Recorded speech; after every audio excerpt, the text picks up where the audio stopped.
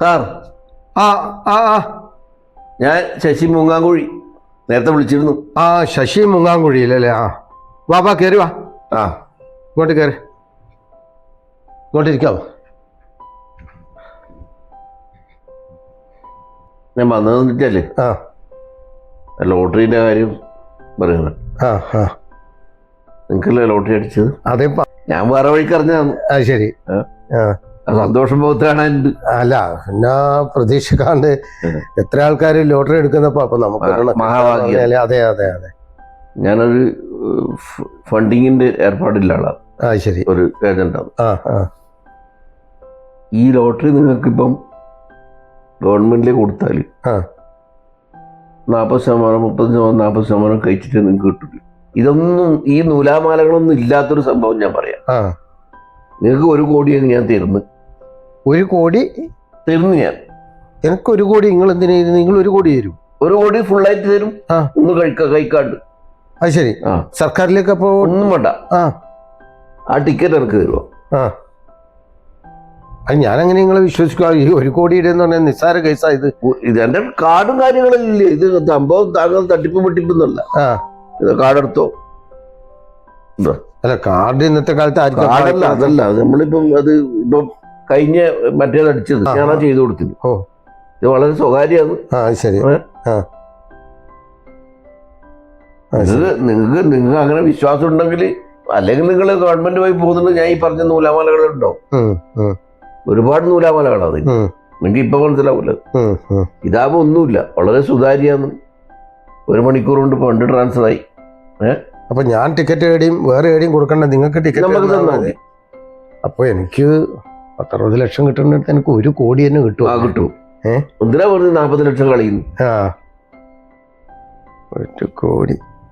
പക്ഷെ എനിക്ക് എപ്പോഴും എനിക്ക് നിങ്ങളെ ഇത് നിസ്സാര കാര്യമില്ല. എനിക്ക് നിങ്ങളെ വിശ്വാസത്തിൽ എങ്ങനെ എടുക്കുക എന്നുള്ളതാണ്. അല്ല, നമ്മൾ ചെയ്തു കൊടുക്കുന്നതാണ്. നിങ്ങൾക്ക് വേണമെങ്കിൽ ഞാൻ പഴയ ആളുടെ അഡ്രസ് തരാം. അത് ചെയ്തു കൊടുത്താൽ നമ്പറും തരാം. ഒന്നും ചിന്തിക്കണ്ട. നിങ്ങൾ എവിടെയാ അഡ്രസ്? നിങ്ങളെ ശരിക്കും സ്ഥലവും കാര്യം എനിക്ക് വേറെ പരിചയമൊന്നുമില്ലല്ലോ. ഞാൻ മൂങ്ങാങ്കുഴിയാണ്. ഞാൻ ഇങ്ങനെ ഇവിടെ പല സ്ഥലങ്ങളിലായിട്ട് ബന്ധപ്പെട്ടിട്ട് പോകാം. അല്ല മുങ്ങിക്കളയോ മൂങ്ങാങ്കുഴിയിൽ ശശിന്നും പൊതുവെ ശശി എന്ന് പറയുമ്പോൾ അല്ല അങ്ങനെ പറയുന്നില്ല ഒന്നും വിചാരിക്കണ്ട. സ്ഥലപ്പേരും എല്ലാം കൂടെ ഒരു മുങ്ങാങ്കുഴിയിൽ നിന്നെല്ലാം പറയുമ്പോ ധൈര്യമായിട്ട് നിങ്ങള് വിശ്വസിച്ചു. ആ ടിക്കറ്റ് എടുത്തു തന്നാല് വലിയ ഈ നമ്പറിൽ വിളിച്ചാൽ കിട്ടും. ആ നമ്പറിൽ എപ്പോ വിളിച്ചാൽ കിട്ടും. അല്ല ഞാനിപ്പോ ടിക്കറ്റിംഗ് എനിക്ക് എന്നാ ഒരു ഓഫീസ് നമ്പർ ഉണ്ട്, അതിനകത്ത് മൊബൈൽ നമ്പർ ഉണ്ട്. അല്ല ഇപ്പൊ ഞാൻ നിങ്ങൾക്ക് ടിക്കറ്റ് തന്നു കഴിഞ്ഞാൽ പിന്നെ എനിക്കെന്നാ ഒരു ഉറപ്പുള്ളത്? ഞാൻ അഡ്വാൻസ് തരാം. ഇപ്പം അഡ്വാൻസ് ചെയ്യാം. വേറെ പ്രശ്നമൊന്നും പ്രാർത്ഥിച്ചിട്ട് ടിക്കറ്റ് എടുത്തുണ്ട്. ഇതാണ് ആ ടിക്കറ്റ്.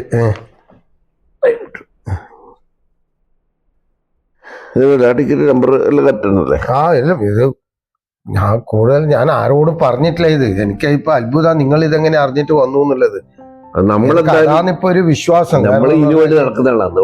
എന്തായാലും ഇതിനെ പറ്റിയിട്ടില്ല. എപ്പോ നമ്മളിതിന്റെ വേഗം തന്നെയാണ്. 1 ലക്ഷം ഉണ്ട് അഡ്വാൻസ്. 1 ലക്ഷം രൂപ കേട്ടോ? അല്ല അല്ല എനിക്ക് 1 ലക്ഷം അല്ല ഞാനിപ്പോ അഡ്വാൻസ് നമ്മൾ കൊടുക്കില്ല.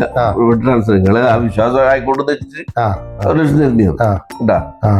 ഒന്നും പഠിക്കണ്ട, ഇവിടെ ഇരുന്നു സമാധാനത്തിലിരുന്നു. അപ്പൊ ഞാൻ പറ്റൂല. ശരി ശരി എന്നാൽ ഓക്കെ. ഞാൻ വിളിക്കാം ആ നമ്പറിൽ. ആയിക്കോട്ടെ. 1 മണിക്കൂറല്ലേ? 1 മണിക്കൂറിൽ കൂടുതൽ? 1 മണിക്കൂർ.